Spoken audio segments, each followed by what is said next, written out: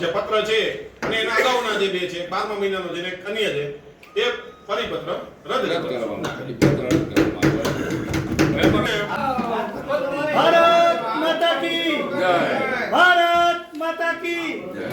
આજની સામાન્ય સભામાં મુખ્યત્વે બાંધકામને લગત અગાઉ જે 3 પરિપત્રો થયેલા હતા એ પરિપત્રો થોડાક અવઢવવાળા હતા એટલે એ 3 પરિપત્રો રદ કરી અને બીજો એક નવો પરિપત્ર કરવા માટેનો ઠરાવ કરવામાં આવ્યો। આ ઉપરાંત જિલ્લા પંચાયતના જે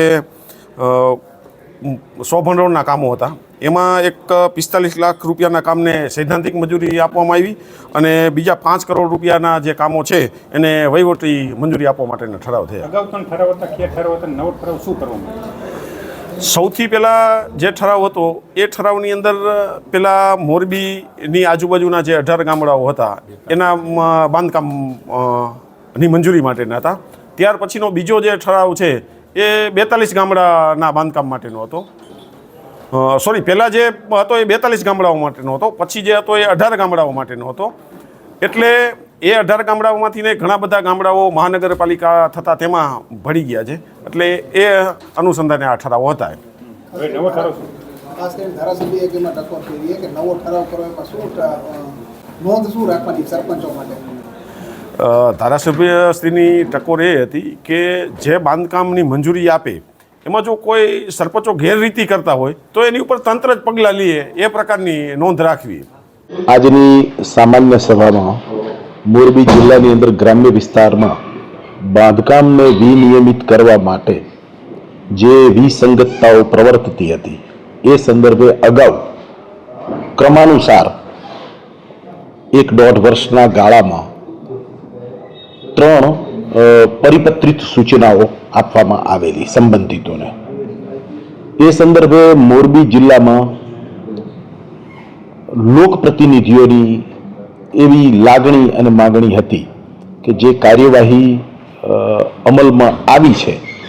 એને લીધે ઉદ્યોગકારોને, બાંધકામ સાથે સંકળાયેલા એન્ટરપ્રિન્યોર્સને અને આમ નાગરિકોને અડચણ રહે છે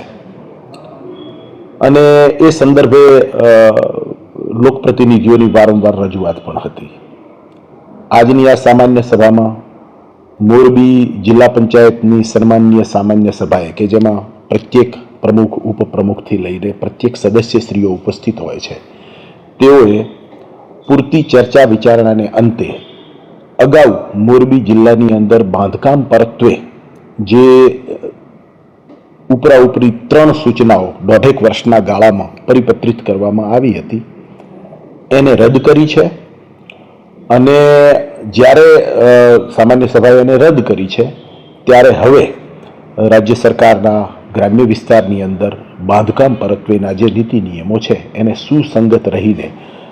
મોરબી જિલ્લાના આમ નાગરિકોને કોઈ અડચણ ન રહે એ રીતે એક સુસંગત સૂચનાઓ બહાર પાડવાની રહે, જે પરત્વે હવે અમે અમારી રીતે બેસીને રાજ્ય સરકારના નીતિ નિયમોનો અભ્યાસ કરીને એ સૂચનાઓની અમલવારી આજે જે સામાન્ય સભાની અંદર અગાઉના જે પરિપત્રિત સૂચનાઓને રદ કરી છે તો હવે એ સામાન્ય સભામાં જે ઠરાવ મંજૂર થયો છે એની અમલવારી રાજ્ય સરકારના આ પરત્વેના નીતિ નિયમો છે એ નીતિ નિયમોને સુસંગત રહીને કઈ રીતે લોકોના હિતમાં એની અમલવારી થઈ શકે એ બાબતની હવે અમે એની વિચારણા કરીશું અને ઠરાવની કઈ રીતે અમલવારી કરવી એ વિચારી લઈશું।